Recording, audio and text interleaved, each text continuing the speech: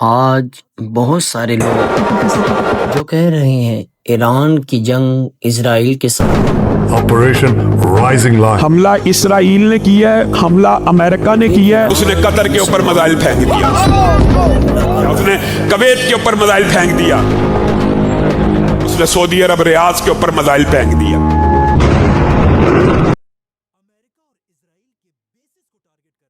لیکن ایران کہتے ہیں Use of drone attacks targeting a US military base. اس کے اندر امریکہ اور اسرائیل کو ٹارگٹ کر رہا ہے۔ اگر ایران کی یہ بات ٹھیک ہے تو پھر یہاں پر بہت بڑا کویشچن پیدا ہوتا ہے، آخر ان مسلمانوں امریکہ کے یہ بیسک کر کیا رہے ہیں؟ Those are US military bases, a huge presence. بادشاہوں نے امریکہ کی فوج کو اپنے ملک کے اندر رہنے کی اجازت دی۔ امریکہ کے ان بیسک کو سمجھنے کے لیے ہمیں تھوڑا پیچھے جانا ہوگا۔ ورلڈ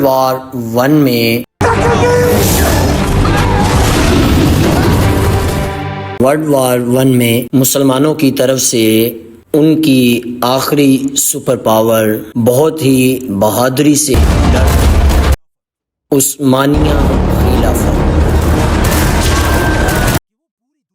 لیکن بہت بہادری سے لڑنے کے بعد بھی ورلڈ وار ون میں عثمانیہ خلافت ہمیشہ کے لیے ختم ہو گئی۔ عثمانیہ خلافت ٹوٹنے کی وجہ سے وہ سارے علاقے جہاں پر عثمانیہ خلافت کی حکومت تھی وہ سب آہستہ آہستہ ایک ایک کر کے عثمانیہ خلافت کے ہاتھ سے نکلنے لگے، اور ان سارے علاقوں کو برٹش امپائر اور ان کے ساتھیوں نے مسلمانوں سے چھین لیے، جس کے بعد اس پورے علاقے کو برٹش امپائر نے کنٹرول کر لیا۔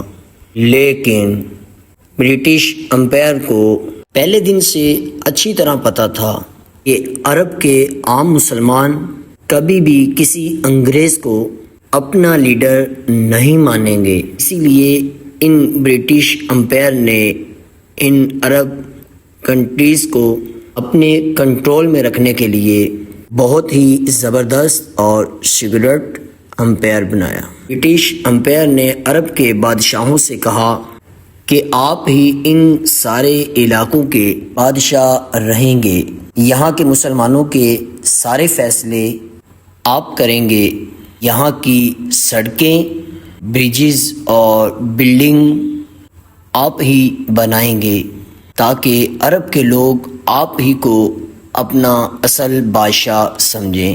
لیکن اصل میں ایسا نہیں ہوگا، تم بادشاہ صرف سڑکیں اور بلڈنگ ہی بنا سکو گے، لیکن عرب دنیا کی ساری فوج اور ڈیفنس ہمارے پاس ہوگا، مطلب ہماری اجازت کے بغیر تم بادشاہوں کی فوج کچھ نہیں کر پاؤ گی۔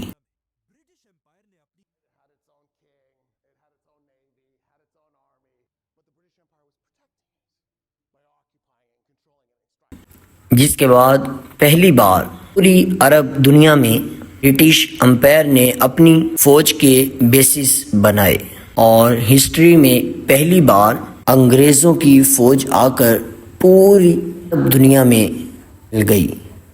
یہ برٹش امپائر کا بہت ہی زبردست پلان تھا، کیونکہ مسلمانوں کو لگ رہا تھا ان کا بادشاہ ایک مسلمان اور عرب ہے، لیکن اصل میں یہ سارے بادشاہ بس پپیٹس، اور پوری عرب دنیا اصل میں برٹش امپائر کے انہی بیسس سے چلتی ہے۔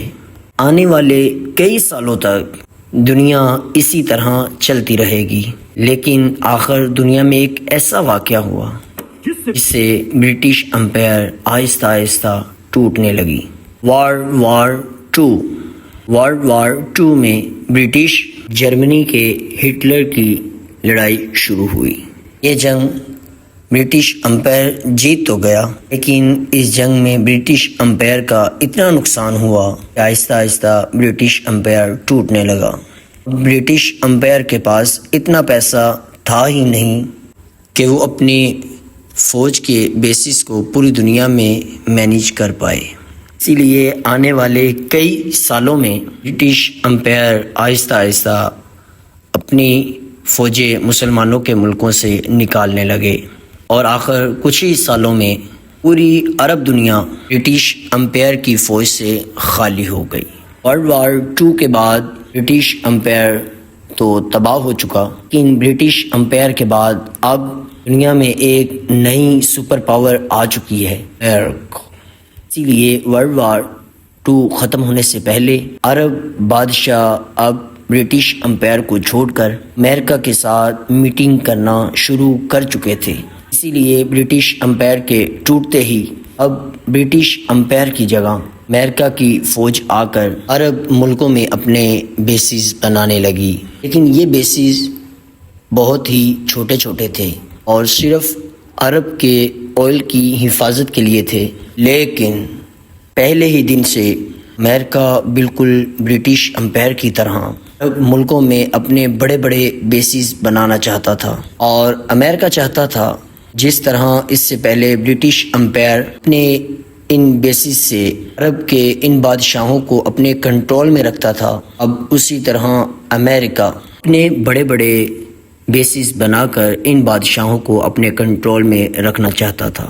لیکن یہ کوئی آسان کام نہیں تھا، کیونکہ امریکہ کے سامنے اب ایک ایسا بادشاہ آ چکا تھا جو امریکہ کو ایسا کرنے کی اجازت نہیں دے رہا تھا، اور آف کورس یہ وہی بادشاہ تھا جس کا نام ہم اس چینل پر بار بار لیتے ہیں، سعودی عرب کا بادشاہ شاہ فیصل۔ شاہ فیصل نے آتے ہی امریکہ کے چھوٹے چھوٹے بیسز کو سعودی عرب سے باہر نکلنے کا حکم دیا، جو اس سے پہلے اس کے باپ عبدالعزیز نے بنائے تھے۔ شاہ فیصل کی پوری بادشاہت پوری عرب دنیا میں صرف ایک امریکہ کے بیس کے علاوہ اور کوئی بھی بیس نہیں تھا، لیکن جیسے ہی شاہ فیصل کو اچانک دھوکے سے شہید کر دیا گیا، شاہ فیصل کے بعد اس کا بھائی خالد سعودی عرب کا بادشاہ بنا۔ شاہ خالد بالکل بھی اپنے بھائی کی طرح نہیں تھا کہ وہ سپر پاور امریکہ کے ساتھ کھڑا ہو سکے، اسی لیے اب شاہ فیصل کے جانے کے بعد اپنے پرانے پلان پر کام کر سکتا تھا اور سارے عرب کنٹری میں اپنے بیسز بنا سکتا تھا۔ لیکن ہمیشہ کی طرح اب بھی امریکہ کو ایک بہانے کی ضرورت تھی جس سے وہ عرب دنیا کی طرف اپنی فوج بھیجے، اور آخر امریکہ کو یہ بہانہ مل گیا۔ امریکہ کے اس بہانے کا نام تھا صدام حسین۔ ایسے ہی صدام حسین عراق کا بادشاہ بنا۔ پہلے تو وہ ایران اور امریکہ کے بادشاہوں کا بہت ہی کلوز دوست تھا کہ انہی کے کہنے پر صدام حسین نے آتے ہی خمینی پر حملہ کر دیا۔ اس کے بعد صدام حسین نے اگلے 8 سال تک صدام حسین نے ایران کے ساتھ بہت ہی خطرناک جنگ لڑی۔ جنگ کے سٹارٹنگ میں تو ایسا لگ رہا تھا کہ یہ جنگ صدام حسین جیت جائے گا، لیکن جیسے جیسے یہ جنگ گرم ہوتی گئی اور آہستہ آہستہ صدام حسین کے پاس یہ جنگ لڑنے کے پیسے ختم ہونے لگے۔ صدام حسین اپنے آپ کو بچانے کے لیے ان عرب دوستوں سے بہت سارا قرضہ لینے لگا۔ یہ دیکھ کر ان بادشاہوں نے صدام حسین کو بلین قرض دینا شروع کر دیا۔ کہا جاتا ہے یہ قرضہ 16 بلین تھا، لیکن یہ سارا قرضہ لینے کے بعد بھی صدام حسین 8 سال بعد یہ جنگ ہار گیا۔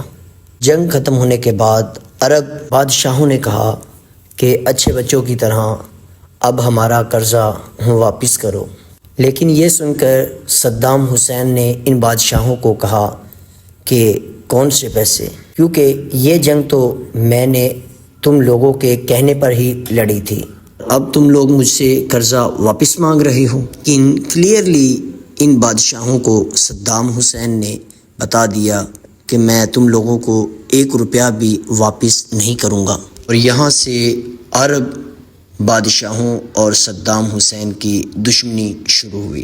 صدام حسین کی یہ باتیں سن کر عرب بادشاہوں کو بہت غصہ آیا، بلکہ ایک عرب کنٹری کویت بادشاہ نے صدام حسین کی اکانومی کو گرانے کے لیے اپنی آئل کی پروڈکشن بڑھا دی.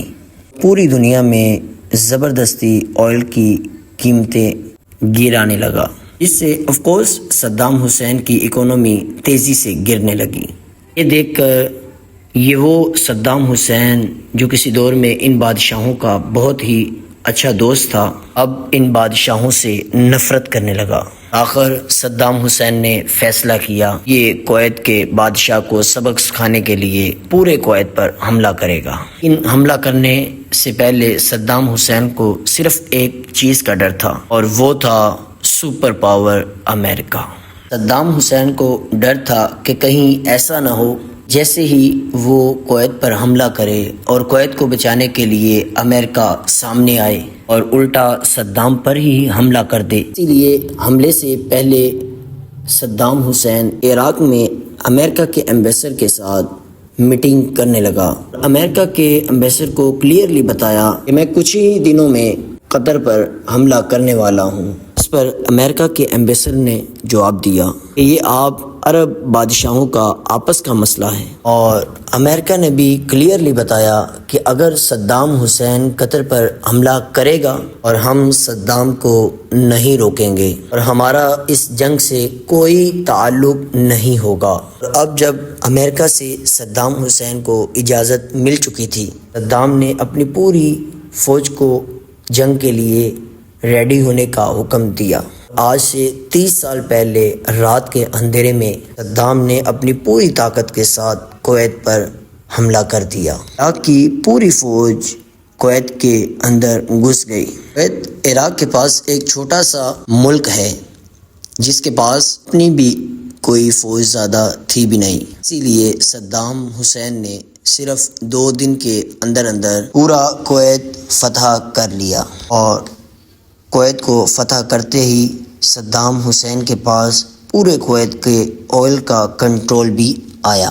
یہاں ہر دن آئل کے ملینز بیرل بنتے تھے. اسی طرح صرف 2 ہی دنوں میں صدام حسین پورے عرب کنٹریز کے اندر سب سے زیادہ طاقتور بادشاہ بنا، جس کا صدام حسین اور اس کے بیٹے جشن منا رہے تھے. لیکن صدام حسین کو پتہ نہیں تھا آگے اس کے ساتھ کیا ہونے والا ہے. اسے ہی صدام حسین نے کویت کو فتح کیا. اس سے پہلے ہی امریکہ نے کویت کے ساتھ جنگ کرنے کی اجازت دے دی تھی اور کہا تھا کہ ہم تم پر کسی طرح کا کوئی حملہ نہیں کریں گے. جیسے ہی صدام حسین نے کویت فتح کر لیا، لیکن اچانک امریکہ نے اپنا پورا پلان بدل دیا اور یہاں سے امریکہ کی ایک گرینڈ سازش شروع ہوئی. امریکہ عرب کے بادشاہوں سے پرسنلی طور پر ملنے لگا. کہا کہ صدام حسین سے کویت بلکہ تم سے بھی ایک ایک کر کے کسی کے پاس بھی نہیں چھوڑے گا. امریکہ نے سعودی عرب کو اپنی سیٹلائٹ سے کچھ تصاویریں بھی دکھائی کہ کس طرح صدام ان پر حملہ کرنے والا ہے، جس کو دیکھ کر سعودی عرب کا بادشاہ واقعی ڈرنے لگا. لیکن یہ سب کچھ بالکل جھوٹ تھا اور یہ امریکہ کی بہت ہی بڑی سازش تھی. اور اسی طرح امریکہ نے عرب کے سارے بادشاہوں کو اپنے جال میں پھنسا لیا. عرب کے بادشاہ امریکہ سے اب بھیک مانگنے لگے کہ امریکہ ان کو صدام حسین سے بچائے. لیکن امریکہ نے ان بادشاہوں کے سامنے ایک شرط رکھی کہ میں تمہیں تب ہی بچا پاؤں گا جب تم بادشاہ مجھے عرب کی زمینوں پر امریکہ کی فوجوں کے بڑے بڑے بیسز بنانے کی اجازت دو گے. اور آف کورس امریکہ کے سامنے عرب کے سارے بادشاہوں نے سر جھکا دیا، اور جس کے بعد سب سے پہلے امریکہ نے اپنا بیس سعودی عرب میں بنایا. سعودی عرب کو دیکھ کر باقی سارے بادشاہوں نے بھی ایسا ہی کیا، اور اسی طرح امریکہ نے اپنا بیس قطر، بحرین اور UAE میں بھی اپنے بیسز بنائے. یہاں پر ایک بات سمجھنا لازم ہے، جس طرح آج امریکہ کے صدر پر اسرائیل کا بہت بڑا ایک اثر ہے، اسی طرح آج سے 30 سال پہلے بھی اسرائیل کا امریکہ پر ایک بہت بڑا اثر تھا۔ مطلب عرب دنیا میں امریکہ کے یہ بیسز صرف امریکہ کے لیے نہیں بلکہ کسی بھی وقت اسرائیل کے لیے بھی استعمال ہو سکتے تھے۔ جیسے ہی امریکہ کے بیسز تیار ہوئے، امریکہ نے انہیں بیسز سے کویت میں صدام حسین کی فوج پر حملہ کر دیا، اور یقیناً صدام حسین بھی چند ہی دنوں میں کویت خالی کر کے وہاں سے واپس عراق چلا گیا، اور کویت اب امریکہ کے کنٹرول میں آیا۔ امریکہ نے اب کویت میں بھی اپنے بڑے بڑے بیسز بنائے۔ امریکہ کا بہانہ ختم ہو چکا تھا، صدام حسین کویت سے جا چکا تھا، اور اب چاہیے تو یہ تھا کہ امریکہ عرب دنیا سے اپنے بیسز کو ختم کر کے واپس چلا جائے، لیکن یہاں سے پوری دنیا کو سمجھ آئی کہ یہ امریکہ کی ایک سازش تھی۔ امریکہ نے ان سب کو اپنی چال میں پھنسا کر ہمیشہ کے لیے اپنے بیسز عرب ممالک میں بنا دیے، اور اسی طرح اس دن سے لے کر آج تک امریکہ کی فوج دنیا میں اسی طرح بیٹھی ہوئی ہے۔ اب ایران نے امریکہ کے ہر ایک بیس پر حملہ کیا ہے، لیکن ایران کو امریکہ کے ان بیسز سے مسئلہ کیا ہے کہ پچھلے 35 سالوں سے یہ بیسز خاموش نہیں بیٹھے، کیونکہ جس بھی مسلمان کنٹری میں اسرائیل اور امریکہ کو آنکھیں دکھانے کی کوشش کی ہے، امریکہ انہی بیسز سے ان سب کو تباہ کرتا رہا ہے۔ ایگزامپل، آج سے 25 سال پہلے امریکہ کے ورلڈ شرٹ پر حملہ ہوا، امریکہ نے انہی بیسز سے افغانستان پر حملہ کر دیا، اور افغانستان کی گورنمنٹ کو وہاں سے ہٹا کر امریکہ نے وہاں بھی اپنا ایک بڑا بیس بنایا، ایئر بیس، اور افغانستان کی 20 سال کی جنگ میں امریکہ انہی بیسز کو یوز کرتا رہا۔ افغانستان کے بعد امریکہ نے اپنا دوسرا حملہ عراق کے صدام حسین پر کیا، یہ حملہ بھی امریکہ نے اپنے انہی بیسز سے کیا، اور پھر اپنے انہی بیسز سے امریکہ نے پورے عراق کو تباہ کر دیا۔ انہی بیسز سے امریکہ سیریا پر بھی حملے کرتا رہا، ایون غدافی کو بھی مارنے میں کہیں نہ کہیں انہی بیسز کو یوز کیا گیا، اور صرف یہی نہیں بلکہ ہمیشہ امریکہ اسرائیل کو پروٹیکٹ کرتا رہا۔ ایگزامپل، آج سے کچھ سال پہلے اسرائیل نے غزہ پر حملہ کیا، یہ دیکھ کر یمن کی گورنمنٹ نے اعلان کیا کہ آج کے بعد جو بھی اسرائیل کی طرف کشتی ہمارے پاس سے گزر کر جائے گی ہم اسے اڑا دیں گے۔ اس سے اسرائیل کی اکانومی کو بہت بڑا جھٹکا بھی ملا تھا، اور اب جب اسرائیل کی اکانومی خراب ہو رہی تھی تو اب امریکہ کے انہی بیسز نے یمن پر 1000 مسائل فائر کیے اور یمن کو ایسا کرنے سے روک دیا۔ اس طرح اسرائیل کی اکانومی کو امریکہ نے دوبارہ ٹھیک کیا۔ شورٹ عرب دنیا میں امریکہ انہی بیسز سے پچھلے 40 سال سے پوری مسلمان دنیا کو گردن سے پکڑا ہوا ہے، اور انہی بیسز کی وجہ سے دنیا امریکہ کے سامنے اپنا سر نہیں اٹھا سکتی۔ آخر 40 سال بعد جب امریکہ اور اسرائیل نے مل کر ایران پر حملہ کیا، ایران پچھلے 40 سال میں پہلا ایسا اسلامی ملک بنا جس نے امریکہ کے ان بیسز پر حملے کیے ہیں۔ جیسے ہی جنگ شروع ہوئی، کہا جاتا ہے سب سے پہلے حملوں میں سے ایک امریکہ نے دبئی کے الجفرا ایئر بیس سے ایران پر حملہ کیا تھا۔ اسی طرح کویت اور بحرین کے بیسز سے بھی ایران پر حملے کیے گئے، اور اسی لیے ایران نے بھی اس کے جواب میں امریکہ کے ایک ایئر بیس کو نشانہ بنا کر حملے کیے۔ سب سے پہلے ایران نے کویت میں امریکہ کے 20 کیمپ عارف جان پر حملہ کیا۔ یہ عرب دنیا میں امریکہ کا سب سے بڑا ویئر ہاؤس تھا، جہاں پر امریکہ اپنے ٹرک، ٹینک اور میزائل محفوظ رکھا کرتا تھا، اور یہی سے امریکہ کے جہازوں اور ہیلی کاپٹروں پر میزائل نصب کیے جاتے تھے۔ ایران کے حملوں کے بعد صرف چند لوگوں کے علاوہ امریکہ کی تقریباً پوری فوج یہ بیس خالی کر کے بھاگ گئی، اور کویت کے ہوٹلوں اور عمارتوں میں چھپ گئی۔ اسی طرح ایران نے عراق میں بھی امریکہ کی بیسز پر حملے کیے اور یہاں پر ایران نے امریکہ کا ایک بہت بڑا ری فیولنگ جیٹ تباہ کر دیا۔ تیسرا حملہ ایران نے قطر میں امریکہ کے بیسز پر کیا اور قطر میں امریکہ کا یہ بیس امریکہ کی فوج کا سب سے بڑا بیس تھا اور یہاں پر ایران کے حملوں سے امریکہ کا سب سے بڑا ریڈار سسٹم تباہ ہو گیا، جس کی قیمت $1 بلین سے بھی زیادہ تھی۔ اس کے بعد ایران نے سعودی عرب میں امریکہ کے بیس پر بھی حملہ کیا اور اس حملے میں بھی ایران نے امریکہ کی 5 بڑے جہازوں کو تباہ کر دیا اور آخر ایران نے UAE میں امریکہ کے بیس پر بھی حملہ کیا اور کہا جاتا ہے کہ یہ وہی بیس ہے جس سے امریکہ نے ایران میں ایک اسکول پر حملہ کر کے تقریباً 200 بچوں اور بچیوں کو شہید کر دیا تھا۔ ایران نے یہ حملے بہت سوچ سمجھ کر کیے تھے، کیونکہ حملوں سے پہلے ایران ان امریکی بیسز کی طرف 50 یا 60 ڈرون بھیجتا تھا اور امریکہ کے بیسز کی دفاعی نظام ان ڈرونز کو گرانے میں مصروف ہو جاتے تھے، اور جب یہ دفاعی نظام مصروف ہوتا تھا تب ایران اپنے ہائپر سونگ میزائلوں سے ان بیسز پر حملے کیا کرتا تھا۔ یہ ایسے میزائل ہیں جو آواز کی رفتار سے بھی تیز سفر کرتے ہیں، لیکن ایران کے ان تمام حملوں میں ایک بہت بڑا مسئلہ تھا۔